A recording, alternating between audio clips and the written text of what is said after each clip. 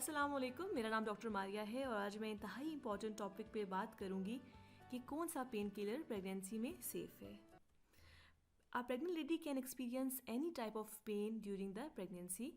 वो सिर में दर्द भी हो सकता है और कमर में दर्द भी हो सकता है, लेकिन इंपॉर्टेंट चीज़ क्या है कि कौन सा पेन किलर यूज़ किया जाए और कौन सा नहीं। हमारे मुल्क में और इंडिया में पेन किलर ऐसे इस्तेमाल की जाती है जैसे कि कैंडी। मुझे अक्सर कॉल आती है कि डॉक्टर साहिबा हमारे घर में डिफरेंट पेन किलर्स मौजूद हैं, तो उनमें से कौन से इस्तेमाल की जाए। तो मेरी आज की वीडियो उन पेन किलर्स पे है जो बेसिकली हमारे घर में मौजूद होती हैं। First group of pain killer जो मोस्टली हमारे घर में मौजूद हैं वो है एसिटोमाइनोफिन। इसमें पैरासीटामोल, पैनाडोल और कालपोल आते हैं। इन सब का केमिकल फार्मूला एक ही है, बस ब्रांड नेम डिफरेंट है। ये मेडिसिन एक प्रेग्नेंट लेडी 9 माह इस्तेमाल कर सकती है क्योंकि इसका कोई भी टेराटोजेनिक इफेक्ट नहीं है। लेकिन एक स्टडी ये शो करती है कि वो फीमेल जो कि पैरासीटामोल दौरान हमल इस्तेमाल करती है उनके बच्चों में साइकोलॉजिकल डिसऑर्डर्स आ सकते हैं जिनमें ऑटिज्म और ADHD कॉमन है, लेकिन ये अभी प्रूफ नहीं हुआ। इसका दूसरा अहम ग्रुप पेन किलर्स का जो हमारे घर में मौजूद होता है वो है एनसेड्स। ये तहकीक की गई है कि जो फीमेल एनसेड्स को इस्तेमाल करती हैं दौरान हमल, उनके पेट में बच्चों के दिल की शरियानें वक्त से पहले जो है वो बंद हो जाती हैं, जिनकी वजह से हार्ट फेल होने की वजह से बच्चे माँ के पेट में ही इंतकाल कर जाते हैं। इसके अलावा क्योंकि एनसेड्स खून को पतला करते हैं तो ये मैटरनल ब्लीडिंग कॉज कर सकते हैं, यानी औरत को दौरान हमल, दौरान डिलीवरी या डिलीवरी के बाद जो है वो खून ज़्यादा बढ़ सकता है। इसके अलावा ये नौ मौलूद में भी ब्लीडिंग कॉज कर सकते हैं।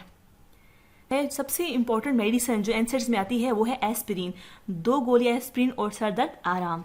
लेकिन देखने में आया है कि जो फीमेल एस्पिरिन को दौरान हमल इस्तेमाल करती हैं उनके बच्चों में गैस्ट्रोकिएसिस होता है। ये एक डेवलपमेंटल डिफेक्ट है जिसमें बच्चे के पेट में एक सुराख रह जाता है जिसकी वजह से इंटेस्टाइन बाहर आ जाती है। It is associated with gastroschisis. इसका अभी कोई प्रूफ नहीं है, सिर्फ ये एसोसिएशन देखने में आई है। लो डोज एस्पिरिन प्रेगनेंसी में इस्तेमाल की जा सकती है, लेकिन सिर्फ और सिर्फ डॉक्टर के मशवरे के साथ।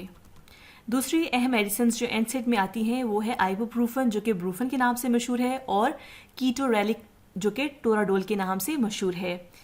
इन मेडिसिन को अगर दौरान हमल लिया जाए तो बाकी एनसेड्स वाले साइड इफेक्ट तो इसमें आएंगे ही आएंगे। इसके अलावा इसको लेने से मिसकैरेज के चांसेस बढ़ जाते हैं और स्टिल बर्थ के यानी बच्चा जो है वो मरा हुआ पैदा होता है। इन मेडिसिन को कतई ही 8वें और 9वें माह में नहीं लेना, ये इंपॉर्टेंट चीज़ है। एस्पिरिन हो गया, ब्रूफन हो गई या टोराडोल हो गया, इसको 8वें या 9वें महीने में नहीं लेना क्योंकि इसको इस्तेमाल से जो है हमारे पास premature closure of ductus arteriosus हो सकता है। जैसे मैंने पहले बताया था, बच्चे के दिल के शरियाने बंद होने की वजह से वक्त से पहले जो है हार्ट फेल होने की वजह से बच्चा माँ के पेट में इंतकाल कर सकता है। इसके अलावा ये मैटरनल ब्लीडिंग कॉज कर सकता है। तीसरा अहम ग्रुप पेन किलर्स का जो हमारे घर मौजूद होता है वो है opioids. Opioids are the narcotic analgesics, यानी कि नारकोटिक का मतलब होता है नशावर। अब अगर कोई फीमेल इसको दौरान हमल लेती है तो उसका बच्चा कमज़ोर पैदा हो सकता है, यानी उसको IUGR हो सकता है, वो मरा हुआ पैदा हो सकता है, यानी कि स्टिल बर्थ हो सकती है इसको लेने से। इसके अलावा जो है न्यूनेटल एब्स्टीन साइंड्रोम हो सकता है क्योंकि दौरान हमल खातून इसको ले रही होती है और बच्चा भी ले रहा होता है। जब बच्चा पैदा होता है तो क्योंकि उसको ये ओपियोइड नहीं मिल रहा होता तो उसके ना होने की वजह से उसे ये साइंड्रोम हो सकता है, यानी बच्चे में ट्रेमर्स हो सकते हैं, इरिटेबल हो सकता है, वो बेचैन हो सकता है, यानी कि वो उसमें सोने में प्रॉब्लम हो सकता है, वो बहुत ज़्यादा बेचैन होता है, रोता है और उसको झटके भी लग सकते हैं। ये तमाम इस साइंड्रोम के सिम्टम्स हैं। मशहूर ज़माना जो इसमें पेन किलर आती है वो हमारे पास है ट्रेमाडोल। जी, ट्रेमाडोल हमारे घर में अक्सर मौजूद होती है। ट्रेमाडोल को इस्तेमाल नहीं करना दौरान प्रेगनेंसी में। अब इम्पॉर्टेंट चीज़ क्या है, तो फिर कौन सी मेडिसिन है जो कि इस्तेमाल कीजिए है प्रेगनेंसी में, कौन सी मेडिसिन ऐसी है जो है सेफ़ है। तो जो सेफेस्ट ग्रुप आता है वो है एसिटोअमाइनोफिन का, यानी कि पैरासीटामोल, पैनाडोल और कालपोल। वो भी अगर ज़रूरत हो तो उसके थेराप्यूटिक आपने डोज में इस्तेमाल करनी है। इसका थेराप्यूटिक डोज कितनी होती है, आप एक टाइम में मैक्सिमम 1000 मिलीग्राम इस्तेमाल कर सकते हैं। बेहतर यह है कि आप 500 मिलीग्राम एक टाइम यूज़ करें, यानी सुबह शाम दोपहर अगर ज़रूरत हो तो। इसके अलावा 250 मिलीग्राम की डोज में भी आती है, तो वो आप मैक्सिमम 2 गोली सुबह, 2 गोली दोपहर और 2 गोली शाम ले सकते हैं।